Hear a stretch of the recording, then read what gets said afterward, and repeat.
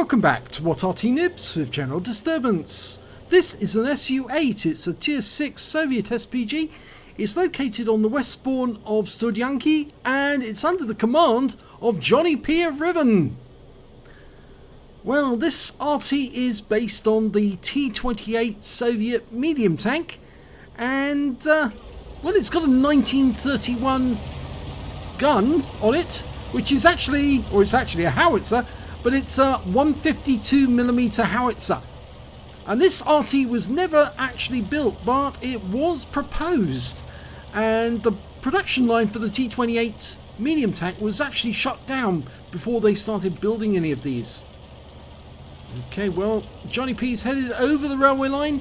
He's actually going to go all the way into this corner before he starts shooting at the enemy.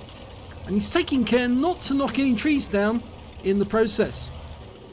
Okay, well, he's got a howitzer with 600 alpha and he's now started aiming at the enemy, and he's got a couple of targets straight off.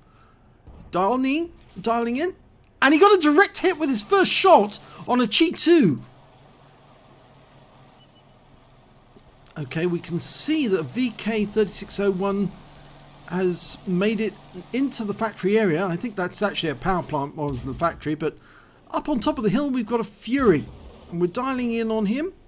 Still a few seconds to go. Okay, it's ready to go. Follow the target, work out where they're going, rounds out. Direct hit, 224, accurate shooting, and he did that just by letting it dial in on the target, working out where the tank was going to go.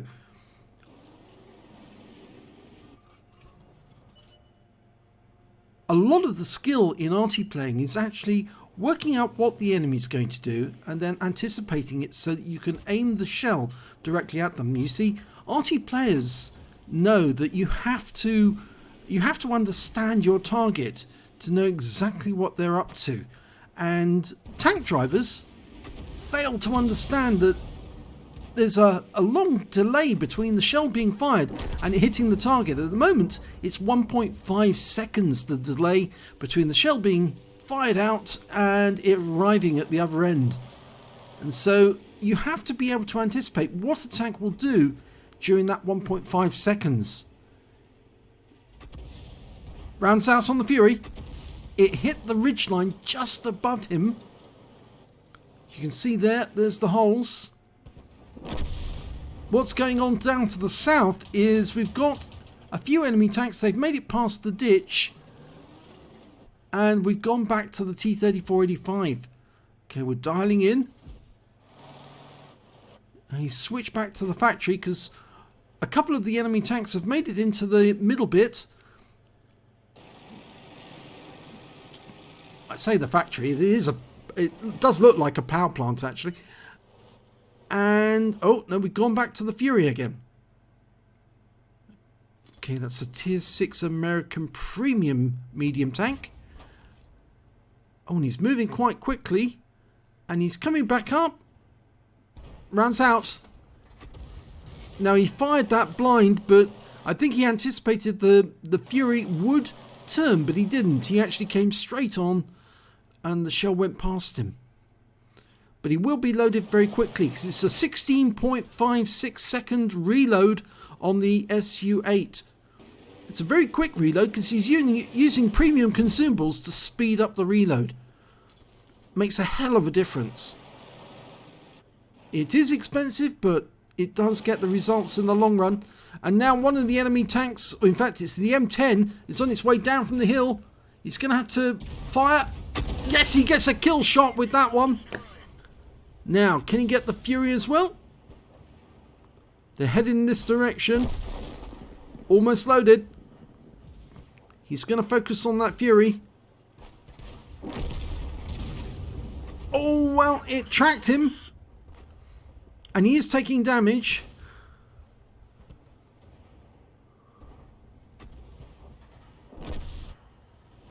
Now there's a T-3485 there. Gonna fire on him. Oh, it landed short. He didn't have that fully dialed in on target, and as a result the shell fell short. And he didn't hit it, but he's going to go for the Fury. Because if he can put a round into his rear... Oh, no, he's gone. So he's switching back. There's the Chi-2. He's going for the VK. Rounds out. Wipeout. Takes him out. 139 hit points of damage, and that's his second kill. And here comes that Sherman 3. He's almost loaded.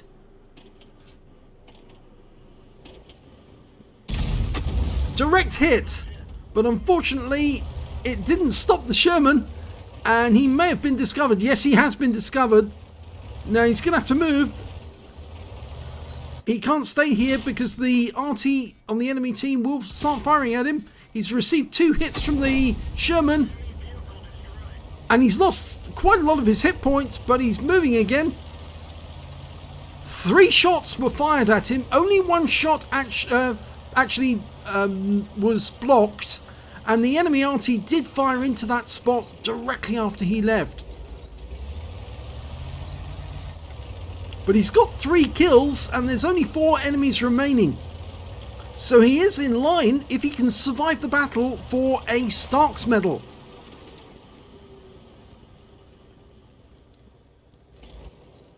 Okay, one of the enemies has been spotted right the way down in the south, and it's a T-67. He's dialing in on target. Rounds out. It's a long flight time for the shell. 4 seconds. It was close to the target. And that shell came in there from the M41, took him out. Okay, we've got 2 more targets to go for. An S-35CA, the bathtub. The Tier 5 French tank destroyer. Dialed in, rounds out. Oh, and that's a kill shot as well. So that's his 4th kill. And there's only 1 enemy left, and that's the Hummel.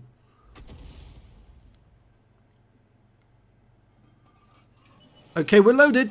There's the Hummel. And the T-50's found him. And he's killed before we shoot. So that's the end of the game.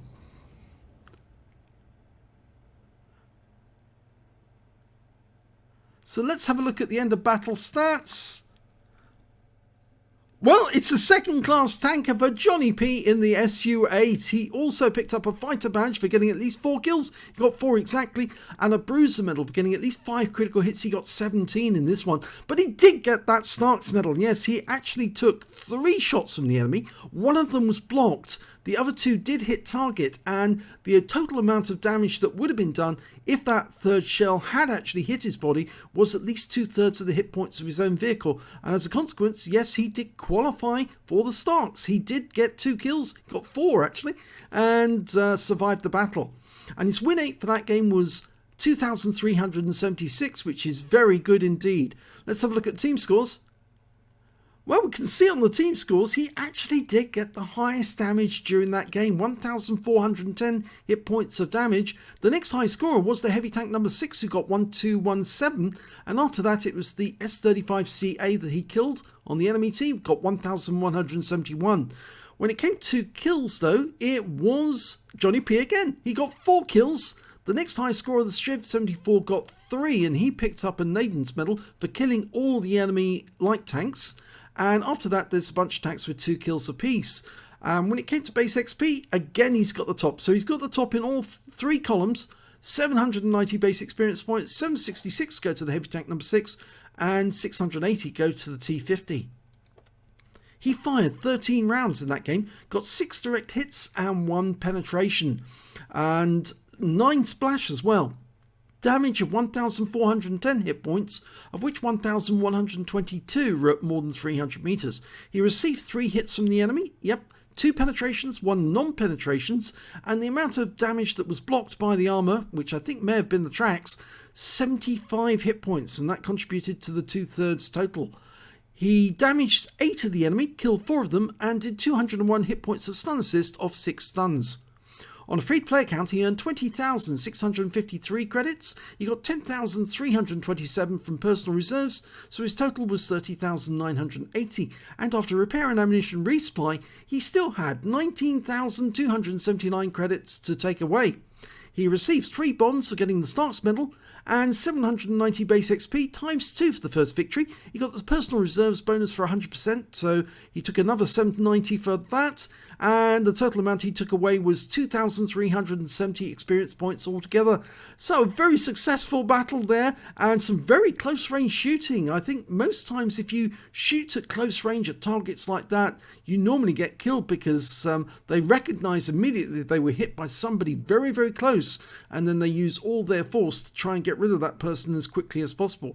Normally if an Arty fires on someone, they will probably reckon that other player must be somewhere across the map and they can't really fire back. But when the Arty is very close, then you do tend to try and focus on them. And that medium 3 tank, the Sherman 3, he did try to take out JohnnieP, but just couldn't do it in time, and JohnnieP got him. So if you enjoyed that replay, please give this video a like and do subscribe to our channel if you can, please. We don't have that many subscribers, but we do have a lot of people who like the videos. And if you do like the videos, spread the word. And there may be somebody out there who wants to get their video on YouTube. And if their replay is good enough, we will do it for them. So thanks for watching.